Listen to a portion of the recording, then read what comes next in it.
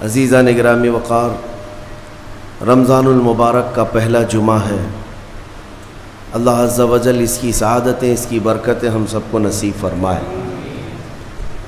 رمضان کے آتے ہی ہر مومن کا ایک ریہرسل شروع ہوتا ہے، ایک تربیت کا خاص وقت ہے رمضان، کیونکہ قرآن میں رب تعالیٰ نے فرمایا یا ایھا الذین آمنوا کتب علیکم الصیام کما کتب علی الذین من قبلکم لعلکم تتقون، اے ایمان والو تم پر روزے فرض کیے گئے جیسے کہ پہلے والوں پر بھی فرض کیے گئے تھے۔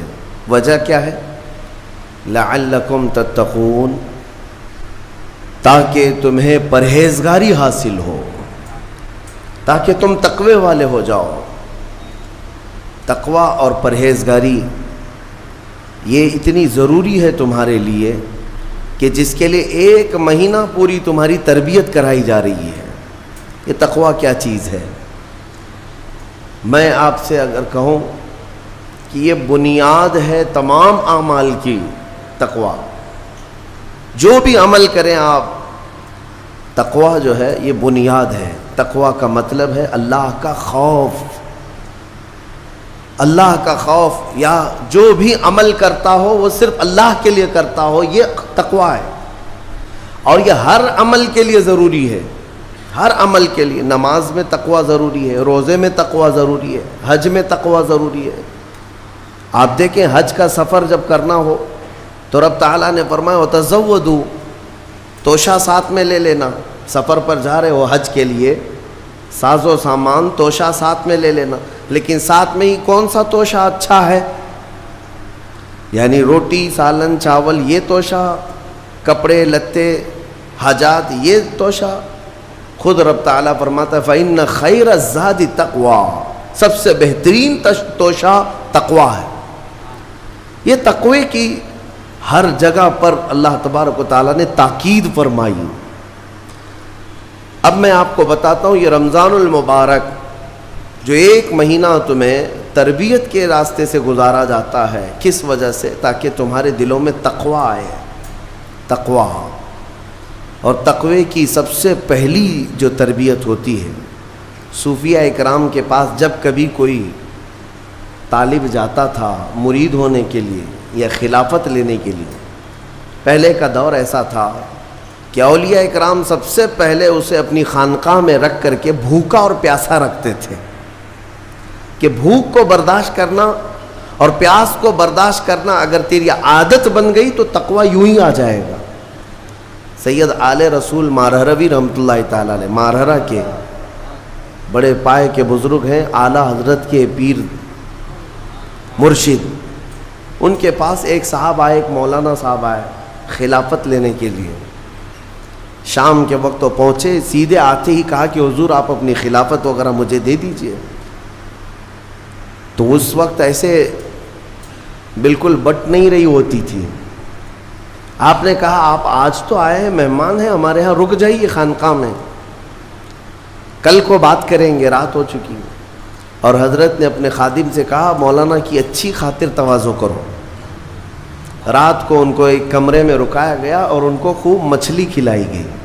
حضرت کا حکم تھا کہ انہیں مچھلی پیٹ بھر کر کے کھلائیں لیکن پانی مت دینا۔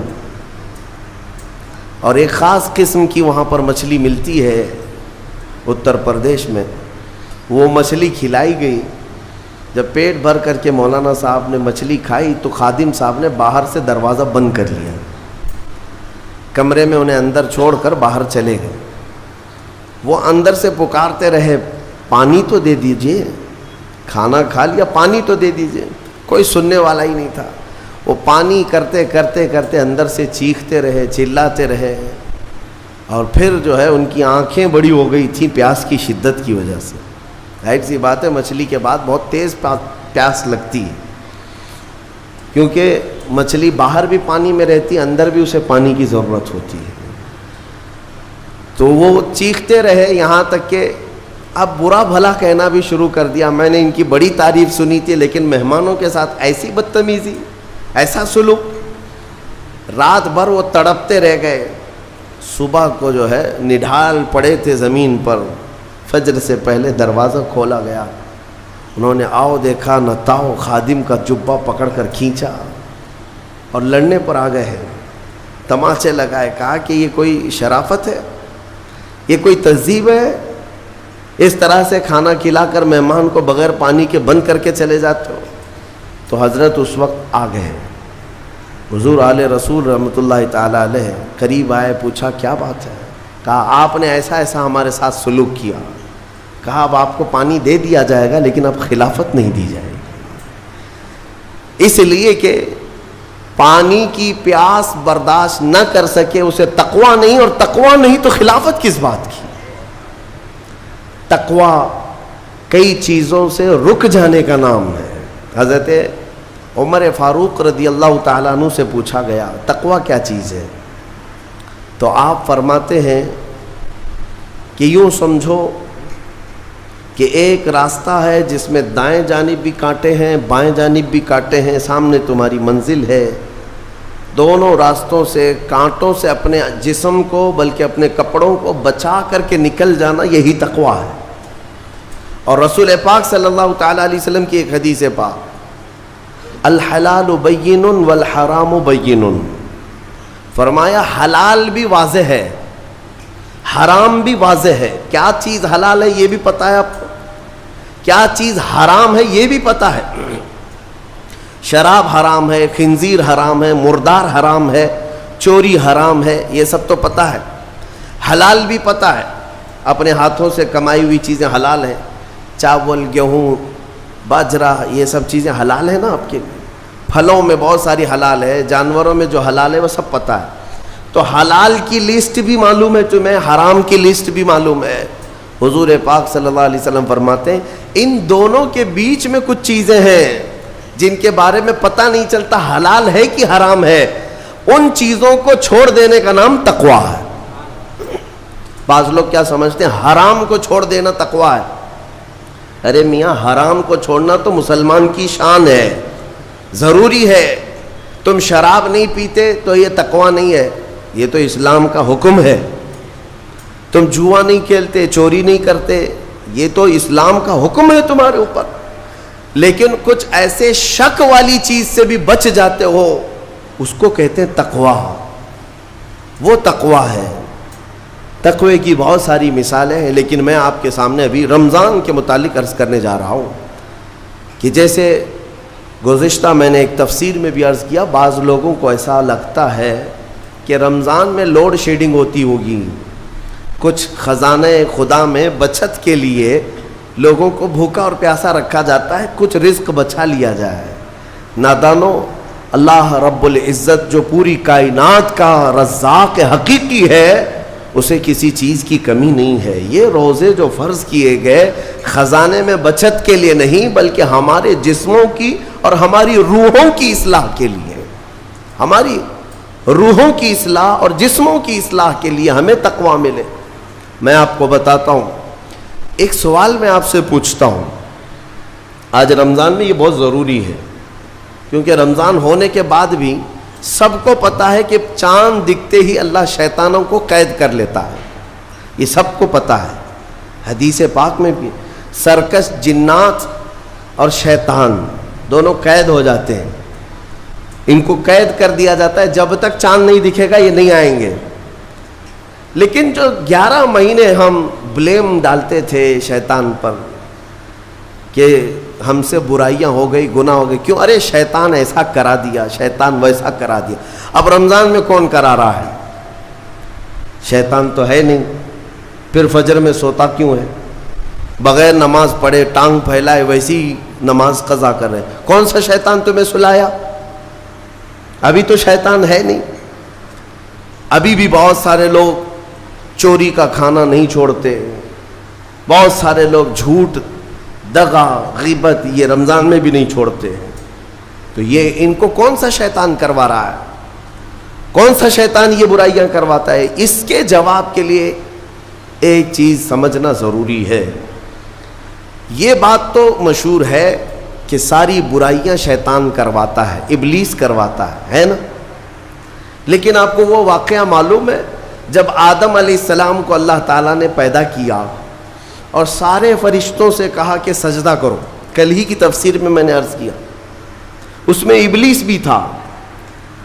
ابلیس بھی اس وقت بہکا ہوا نہیں تھا, گمراہ نہیں تھا, وہ اچھا تھا. ابلیس تو بہت عبادت کرنے والا تھا اللہ تعالیٰ کی. تو اس نے اللہ کے حکم کو ٹال کر آدم کو سجدہ نہیں کیا, غرور میں کھڑا رہا, نافرمانی کیا. تو اب میں یہ سوال کرتا ہوں کہ ہر ایک کو گمراہ کرنے والا شیطان ہے, تو شیطان کو کس نے گمراہ کیا تھا؟ اس کو کس نے روکا سجدہ مت کرنا آدم کو؟ کوئی ہے بہکانے والا؟ ارے وہ تو پہلا ابلیس ہے, اس سے پہلے تو کوئی ابلیس تھا ہی نہیں, اس سے پہلے تو کوئی شیطان تھا ہی نہیں. شیطان کو کس نے روکا کہ تو بڑا ہے, تو بلند ذات والا ہے, آدم مٹی سے بنا ہے؟ یہ خیال کس نے ڈالا؟ کون سا شیطان تھا اس سے پہلے؟ یہی بات سمجھنے کی ہے. محدثین نے مفسرین نے فرمایا ابلیس کو جس چیز نے سجدہ کرنے سے روکا وہ نفس امارہ ہے, وہ نفس ہے جو آج بھی تمہارے ساتھ ہے. ہاں شیطان تو قید ہو جاتا ہے رمضان کے شروع ہوتے ہی, لیکن نفس تو ساتھ میں رہتا ہے. اب پتہ چلا کہ رمضان میں جو کچھ بھی غلطیاں یا کوتاہیاں یا گناہ کچھ لوگوں سے سرزد ہوتے ہیں تو یہ نفس کے پجاری ہیں, نفس ان کے ساتھ ہے. یہ نفس کی غلامی میں آ گئے اور نفس کے شکار ہو گئے. اسی لیے قرآن میں اللہ تعالیٰ نے اپنے رسول سے بھی یہ فرمایا ارأیت من اتخذ الہہ ہواہ افانت تکون علیہ وکیلا. اے رسول کیا آپ نہیں دیکھتے کچھ لوگ ایسے ہیں جنہوں نے اپنے نفسانی خواہشات کو اپنا خدا بنا لیا ہے, اپنی خواہشات کو اپنا خدا بنا لیا ہے. اے رسول کیا آپ ایسوں کی سفارش کریں گے, ایسے لوگوں کی وکالت کریں گے؟ یعنی رب تبارک و تعالیٰ نے فرمایا کچھ لوگ وہ ہیں جو اپنی خواہشات کی پوجا میں ہیں. کیا مطلب خواہشات کی پوجا؟ کیا مطلب ہے اپنے خواہشات کے پیچھے چلنا؟ مطلب یہی ہے کہ جو دل میں آیا اس بندے نے یہ سوچ لیا اسے کرنا ہی ہے مجھے, یہ خواہشات کے پیچھے چل رہا ہے. ہاں تمہیں آرام کی فکر ہوئی, تم نے خدا کے فرمان کو ٹال دیا لیکن اپنی نفس کی سن لیا. اللہ تبارک و تعالیٰ کا حکم کچھ اور ہے لیکن تمہاری طبیعت کچھ اور چاہ رہی ہے. رب تبارک و تعالیٰ کا حکم تھا صبح صبح تمہیں اپنے گھر بلا رہا تھا لیکن تم نے اس کی نہیں سنی, اپنے من کی سنی, اپنے نفس کی. تو یہی تو ہوا نفس کی پوجا, یہی ہے نفس کی عبادت, نفس کی پرستش, جس کو قرآن میں کہا گیا ہے کہ کچھ لوگ ایسے ہیں جنہوں نے اپنی خواہشات کو خدا بنا لیا. یہ نفس امارہ جس کے بھی اوپر حاوی ہو جاتا ہے, اچھے اچھوں کو یہ ان کا تقوی بھسم کر دیتا ہے, ایمان سے بھی دور کر جاتا ہے. اس لیے میرے عزیزو میں جو عرض کرنے جا رہا ہوں وہ یہ ہے کہ ہمارے لیے زندگی میں سب سے بڑا چیلنج اپنے نفس امارہ سے لڑنا. آپ کو پتہ ہے رسول پاک صلی اللہ تعالیٰ علیہ وسلم ایک جہاد سے جب واپس مدینے تشریف لا رہے تھے, وہ جہاد بہت سخت تھا, صحابہ زخمی تھے, بہت گھماسان کی لڑائی ہوئی تھی, لیکن جب واپس مدینے آ رہے تھے تو میرے آقا نے ایک جملہ فرمایا تھا رجعنا من الجہاد الاصغر الى الجہاد الاکبر. اے میرے صحابہ ہم چھوٹے جہاد سے بڑے جہاد کی طرف جا رہے ہیں. صحابہ نے پوچھا اس سے بڑا جہاد اب کون سا ہے یا رسول اللہ؟ میرے آقا صلی اللہ علیہ وسلم فرماتے ہیں اے میرے صحابہ اپنے نفس سے لڑنا اب یہ بڑا جہاد ہے, نفس سے لڑنا بڑا جہاد ہے. میرے عزیزو یہ خواہشات کو ہی ختم کرنا ہو, اس نفس کو اگر کنٹرول میں لانا ہو تو کیا کرو گے؟ نفس امارہ سب کے پاس ہے. قرآن میں مولا فرماتا ہے وما ابرئ نفسی ان النفس لامارۃ بالسوء الا ما رحم ربی. کوئی اپنے نفس سے بچ نہیں پائے گا سوائے وہ شخص جس پر میرا رب رحم فرمائے. اللہ کا رحم جس پر ہو گیا وہ اپنے نفس سے بچ جائے گا. میں آپ کو ایک دعا بتاتا ہوں, حضور پاک صلی اللہ علیہ وسلم اگر دعا کرتے تھے تو اس سے آپ کو اندازہ ہو جائے گا کہ یہ کتنی امپورٹنٹ چیز میں آپ کے سامنے کہہ جا رہا ہوں. کون سی؟ حضور جب دعا کرتے تھے تو یوں کہتے تھے اللہ کی بارگاہ میں، اللہم لا تکلنی الی نفسی طرفۃ عین، اے اللہ تو مجھے میرے نفس کے حوالے ایک منٹ کے لیے بھی مت دینا، تو اپنی حفاظت میں رکھ۔ حضور جب یہ دعا کرتے تھے کہ مجھے میرے نفس کے حوالے ایک منٹ کے لیے، طرفۃ عین کہتے ہیں پلک جھپکنے کے برابر، اتنے ٹائم کے لیے بھی اے اللہ تو مجھے میرے نفس کے حوالے مت کرنا، تو اپنی حفاظت میں رکھ۔ سید الانبیاء جب یہ دعا کرتے ہیں تو اندازہ کرو اے مومنو، نفس کی تباہ کاریاں کیا کیا ہیں، یہ کتنوں کو ہلاک کر دیتا ہے، کتنوں کا عمل ضائع کرتا ہے، کتنوں کا ایمان ختم کرتا ہے۔ اب میں جو بات کہہ رہا ہوں وہ یہ توجہ سے سنو، یہ نفس امارہ جس نے شیطان کو بھی گمراہ کیا، شیطان کو بھی بہکا دیا، یہ نفس آدم کو سجدہ نہ کرنے کا جو غرور پیدا کیا، یہی نفس امارہ تھا۔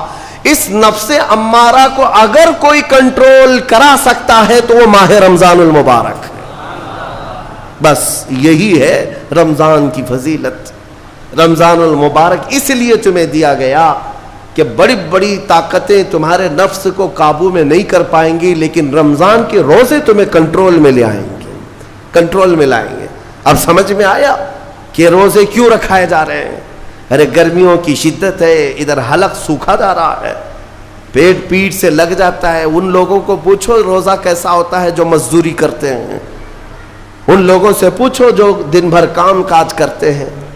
میرے عزیزوں، روزے رکھنے کے بعد کیا رب تبارک و تعالی کسی کو اس کی طاقت سے زیادہ تکلیف دینا چاہتا ہے؟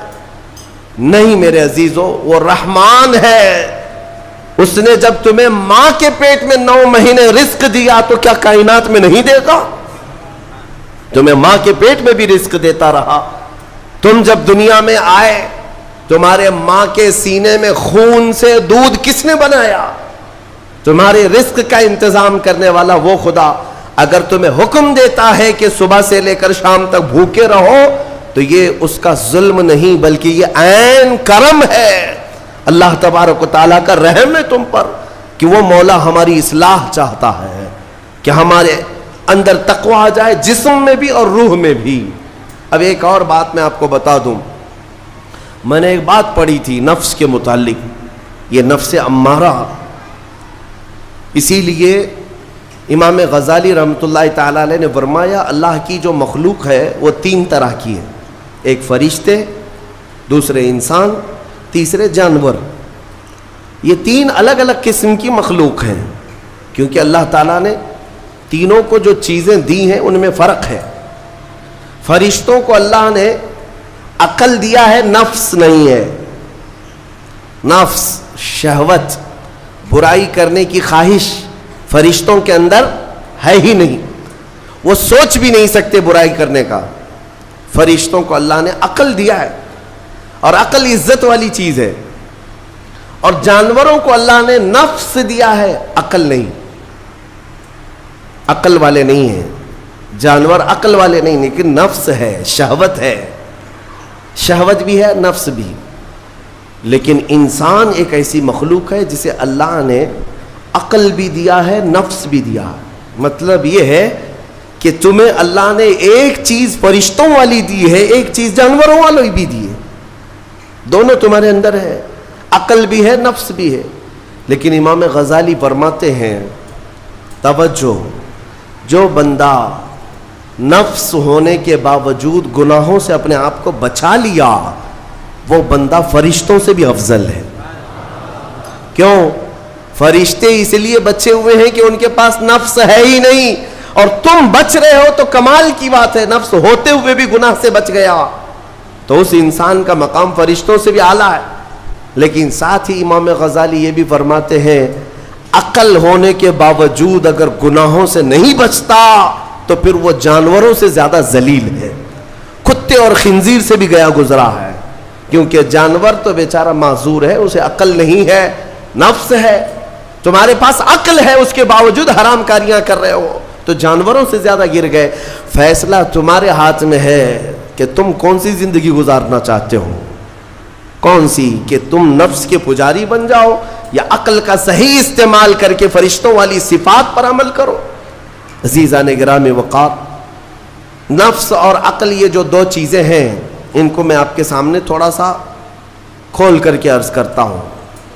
عقل جو ہے عزت والی چیز ہے، جسے بھی دی گئی ہے وہ عزت والا ہے. کیوں عزت والی ہے یہ عقل؟ پوری دنیا میں عقل کا ہی تو کمال ہے. جس کے پاس عقل ہے وہ بادشاہ ہے، جس کے پاس عقل ہے وہ لوگوں کو ہانکتا ہے، پوری دنیا کو ادھر سے ادھر کر سکتا ہے. عقل. اور نفس جو ہے، نفس برائیوں کی طرف بلانے والا، عیاشی کی دعوت دینے والا، موج مستی کرانے والا اور اپنے آپ کو تباہ کروانے والا. اچھے بھلے نوجوان، 25 سال کی کڑیل جوانی ہے، کون ہے جو انہیں نشے کے اڈے پر لے جاتا ہے؟ کون ہے جو ان کو تباہ و برباد کرتا ہے؟ نوجوان کو اچھی طرح سے معلوم ہے کہ میں کوکین، افیون، ہیروئن لوں گا تو میرے جسم کے ساتھ کیا ہوگا، اسے معلوم ہے. لیکن اس کے باوجود عیاشی کروانا یہ نفس کی عادت ہے. کسی کے اوپر نفس غالب آتا ہے، کسی کے اوپر عقل غالب آتی ہے. عقل جس کے اوپر غالب آ گئی وہ اچھا آدمی ہے، نفس جس کے اوپر غالب آ گیا وہ شیطان کا پجاری ہو گیا، نفس کی سننے والا. اب یہ دونوں جو چیزیں ہیں میں بتاتا ہوں آپ کو. روایت میں ملتا ہے کہ جب اللہ نے عقل کو بھی پیدا کیا اور نفس کو بھی پیدا کیا تو اپنے سامنے حاضر کیا، عقل سے پوچھا کہ اے عقل بتا میں کون ہوں اور تو کون ہے؟ عقل نے کہا یا ربی انا عبدک وانت ربی، اے اللہ میں تیرا بندہ ہوں اور تو میرا رب ہے.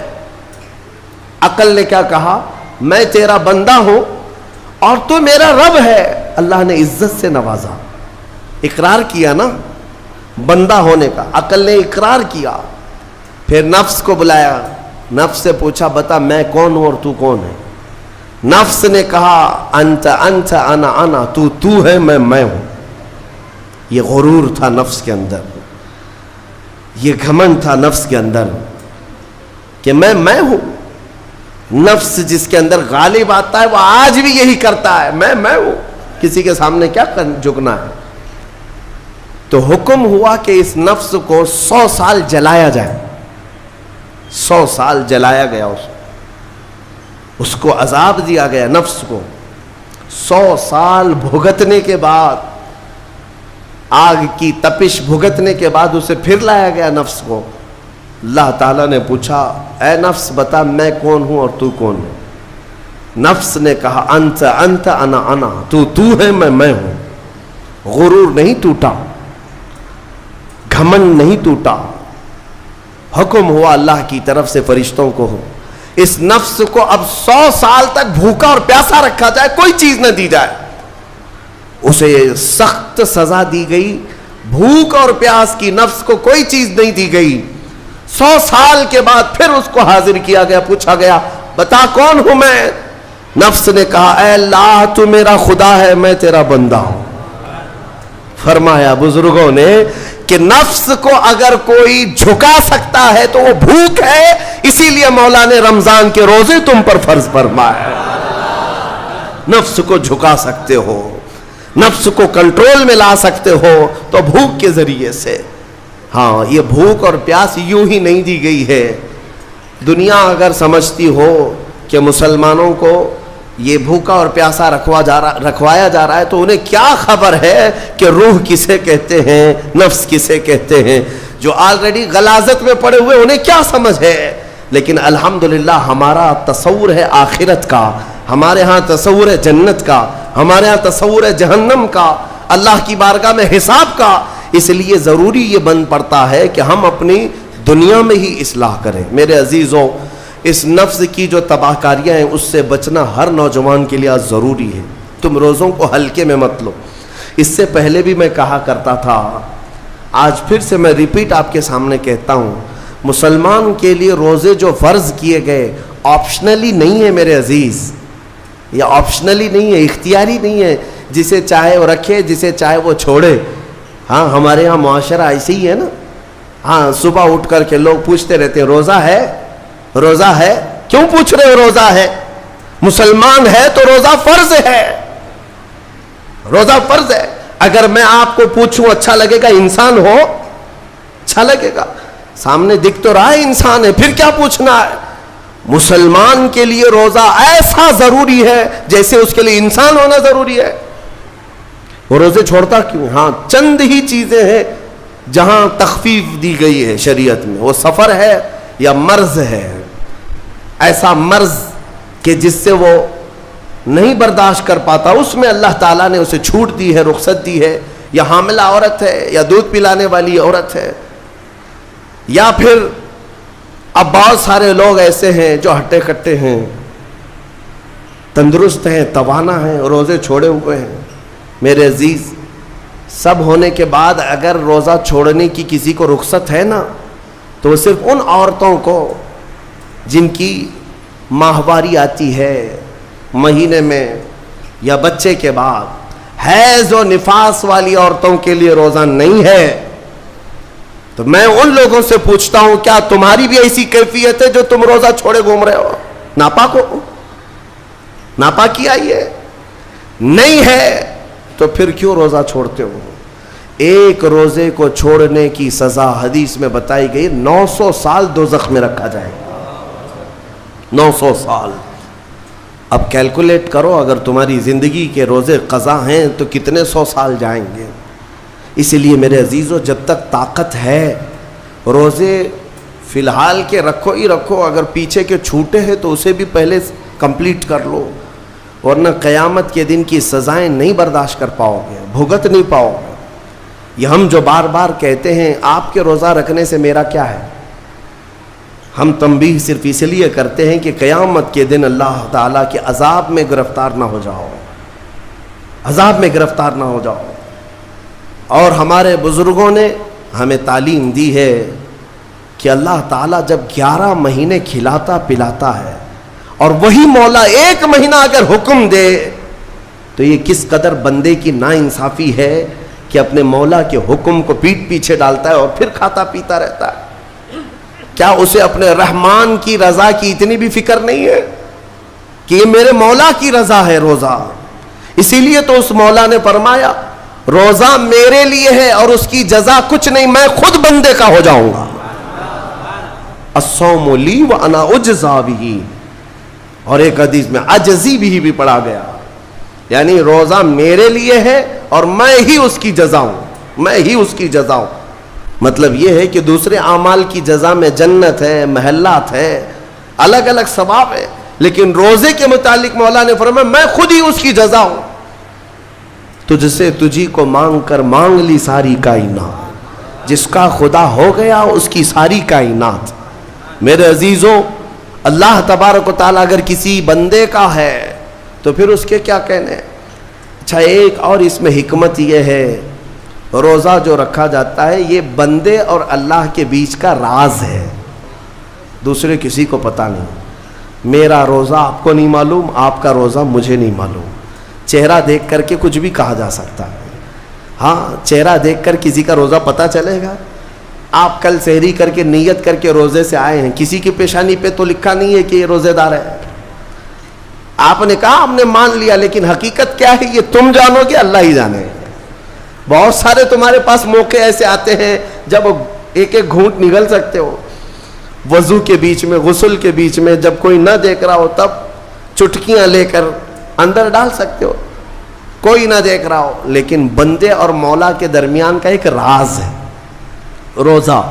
اسی وجہ سے ایک حدیث میں ملتا ہے قیامت کے دن جب ایمان والوں کو جمع کیا جائے گا اور جن کی بخشش ہو جائے گی تو ان میں ایک جماعت ایسی ہوگی جو جنت کی طرف اڑتے ہوئے جا رہے ہوں گے اور جنت میں پہنچ جائیں گے، کسی کو نظر نہیں آئیں گے، بہت تیزی سے وہ جنت پہنچ چکے ہوں گے۔ باب الریان ایک دروازہ ہے جو صرف روزے داروں کے لیے، جن کے روزے اللہ کی بارگاہ میں پسند آ گئے، وہ دروازہ صرف ان کے لیے، وہاں پہنچ چکے ہوں گے۔ بہت سارے اہل اللہ، بڑے بڑے مقامات والے وہاں موجود ہوں گے، پوچھیں گے تم کہاں سے آئے، کون سے راستے سے آئے؟ نہ وہاں نظر آئے نہ راستے میں نظر آئے، یہاں کیسے پہنچے؟ تو وہ کہیں گے کہ اللہ تبارک و تعالیٰ نے ہمیں روزوں کی وجہ سے یہ مقام دیا۔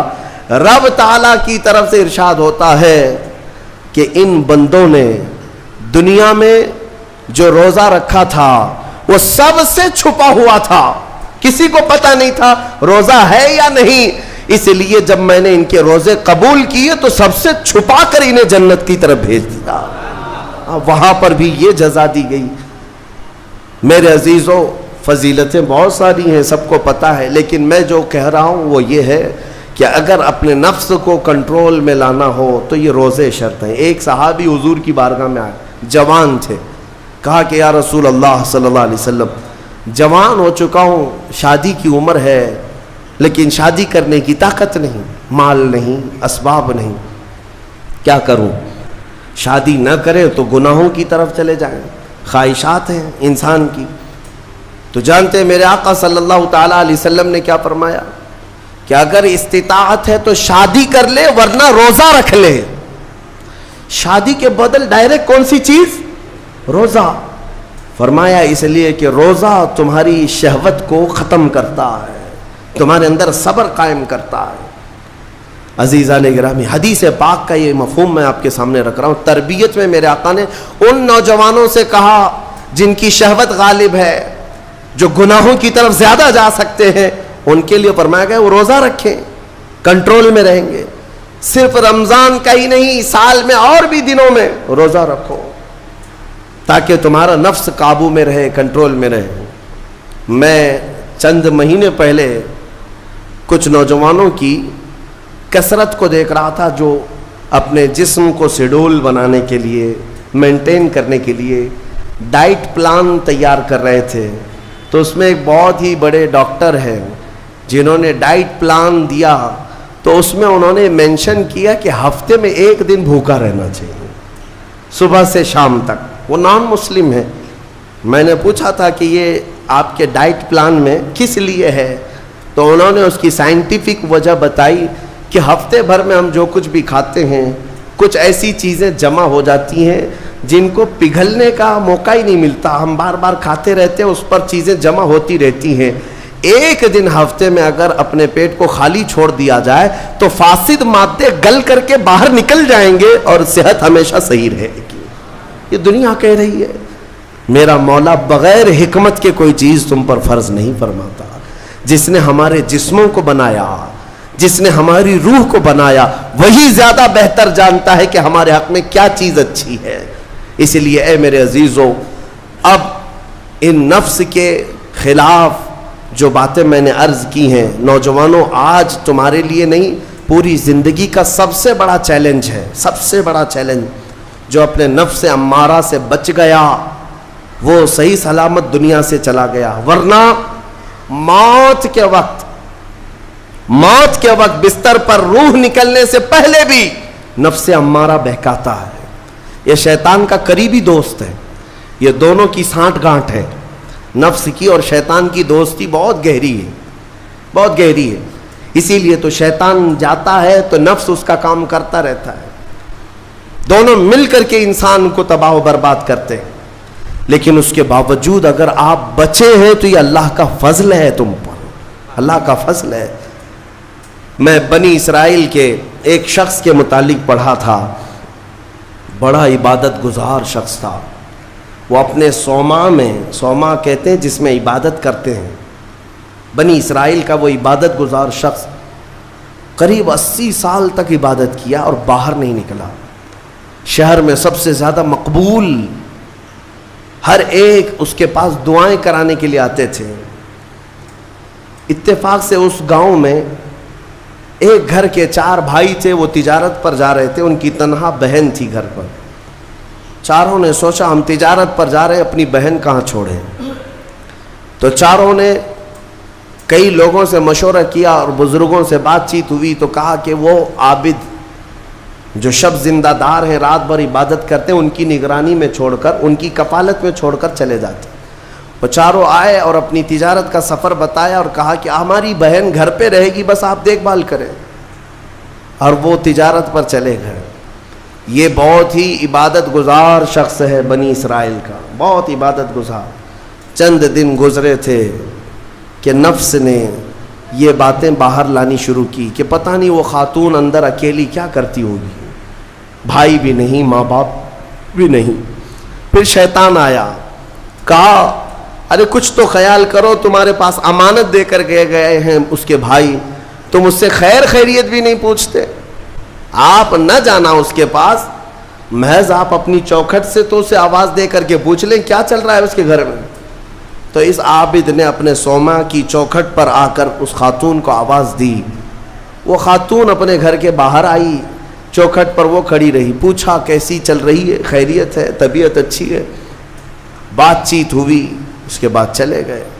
یہ پہلی بات چیت تھی جس کے بعد اس عابد کے دل میں بات کرنے کا جذبہ اور بڑھ گیا، خواہش اور بڑھ گئی. عورت سے بات کرنے کو آج نوجوان یہ سمجھتے ہیں یہ تو فرینڈلی ہے، ہم تو ایسی دوستی میں کر رہے ہیں. تمہیں پتہ ہے یہ بہانے ہیں دوستی اور فرینڈ شپ کے، یہ سب نفس امارہ کی تباہیاں ہیں جو تمہارے دل میں بار بار شہوت پیدا کرتا ہے. اب اس 80 سالہ عبادت گزار شخص کا حال یہ تھا. دوسرے دن صبح پھر سے باہر چوکھٹ پہ آیا، اس خاتون کو بلایا بات چیت کے لیے. وہ پھر بات چیت کرنے لگی، ادھر سے بھی بات ادھر سے بھی بات. چند دن گزرے کہ اب گھنٹوں بات ہونے لگی، خیر خیریت چھوڑو، گھنٹوں بات ہونے لگی. عبادت میں بھی فرق پڑ گیا. ایک خاتون کی طرف، ایک عورت کی طرف دل کا میلان بڑھتا چلا گیا. یہ نفس ہے، نفس ہے. جہاں پیٹرول ہو اور پھر آگ ہو، ایسا نہیں ہو سکتا کہ دونوں میں ایک بھی ادھر سے ادھر ہو جائے تو آگ نہیں لگے گی، بھڑکے گی نہیں. میرے عزیزو، اس کے بعد کئی دن ایسے ہونے کے بعد شیطان ایک بزرگ کی شکل میں آ کر اس عابد سے کہا کیا کھڑے کھڑے بات کرتے ہو، اس کے گھر جاؤ، بیٹھو، تسلی دو اس کو. یہ عابد اپنے سوما سے 80 سال بعد باہر نکلا تھا اور اس خاتون کے گھر گئے. اور کھانا پینا ساتھ ہوتے ہوتے یہ نوبت یہاں آئی کہ زنا کر لیا. 80 سالہ عبادت گزار شخص زنا جیسی نحوست میں مبتلا ہو گیا، منہ کالا کر لیا. اب اس کے بعد اپنے سوما واپس آیا. اس کو تو ایسا لگا کہ میں تو مزے میں ہوں، بھائی بھی نہیں ہے اس کے، کوئی نہیں ہے. لیکن اس عورت کا حمل ٹھہرا، وہ حاملہ ہو گئی. اب اس کو ڈر لگا کہ اس کا حمل ہو گیا، کیا کیا جائے. نفس بھڑکاتا رہا، شیطان بھی ساتھ دیتا رہا. شیطان آیا اور اس نے کہا کہ ایک کام کرو، اس کا گلا گھونٹ کر مار ڈالو ورنہ تمہاری بدنامی ہوگی. یہ عابد اس کے گھر گیا، رات کو اس کے ساتھ تنہائی پا کر کے اس کا گلا گھونٹ دیا اور عورت کو ختم کر دیا. قتل دوسرا گناہ. اور اس کے بعد اسی گھر میں گڑھا کھود کر کے دفن کیا. چوری کو چھپانا پھر سے گناہ. زمین کو صاف کر دیا. واپس اپنی عبادت گاہ میں آیا. جب وہ بھائی اس کی تجارت سے واپس آئے، پوچھا ہماری بہن کہاں ہے؟ تو یہ رونے دھونے لگا. کہا تمہاری بہن بڑی بیمار ہو گئی تھی، علاج کرایا، نہیں بچ سکی، انتقال ہو گیا، قبرستان میں میں نے دفن کروا دیا. اور جھوٹ موٹ ایک قبر کے پاس لے گیا اور کہا یہ تمہاری بہن کی قبر ہے. بھائی روتے رہے، اپنی تنہا اکلوتی بہن کو یاد کر کے واپس آئے. بات یوں ہی گزر گئی، لیکن نفس کی تباہ کاریاں چھپتی نہیں ہیں. یہ کالے کرتوت کبھی پوشیدہ نہیں رہتے. پھر ابلیس ان 4 بھائیوں کے پاس گیا اور کہا تمہیں پتہ ہے تمہاری بہن کہاں ہے؟ کہا وہ تو انتقال ہو گئی، اللہ کو پیاری ہو گئی. کون کہا؟ کہا اس عابد نے کہا. کہا وہ جھوٹ بولتا ہے، اس نے تمہاری بہن کے ساتھ منہ کالا کیا، زنا کیا اور گلا گھونٹ کر مارا اور اسی گھر کے اندر دفن کیا ہے، کھود کر دیکھ لو. ابلیس نے ان بھائیوں کو سب بتایا.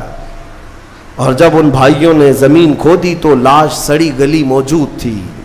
اللہ اکبر. اب زمین کے پیروں کے نیچے زمین کھسک گئی. کیا اللہ والا ایسا بھی کر سکتا ہے؟ اتنا عبادت گزار. پھر لوگوں کو جمع کیا گیا. سبوں نے دیکھا تو اس کے بعد غصے میں سارے لوگ بفر گئے اور سب کے سب ٹوٹ پڑے اس سوما پر اور اسے کھینچ کر کے باہر لایا گیا اور اس سے پوچھا گیا. اخیر میں مار توڑ کے بعد اس نے اقرار کر لیا کہ ہاں میں نفس کے دھوکے میں آ گیا تھا، مجھ سے یہ گناہ ہو گیا ہے، غلطی ہو گئی ہے. ساری قوم نے مل کر اس کا چہرہ کالا کیا اور اس کو پھانسی پر چڑھایا. جب پھانسی پر لٹکانا تھا दुनिया तमाशा देख रही थी, बच्चे तालियां बजा रहे थे, लोग पत्थर फेंक रहे थे, लेकिन उस वक्त भी सामने शैतान आया और उसका नफ्स भी था, यही नफ्स अम्मारा है। दोनों ने मिल करके कहा कि ए आबिद, अब भी तेरी हिफाजत हो सकती है, बच जाएगा तो। अस्सलामुअलैकुम दोस्तों, उम्मीद करता हूँ कि आप सभी हजरात को मुफ्ती सलमान अजहरी के बयान अच्छा लगा होगा। अगर अच्छा लगा है तो हमारे चैनल को कर देना सब्सक्राइब और वीडियो कर देना लाइक। मिलते हैं नेक्स्ट वीडियो में। खुदा हाफिज़।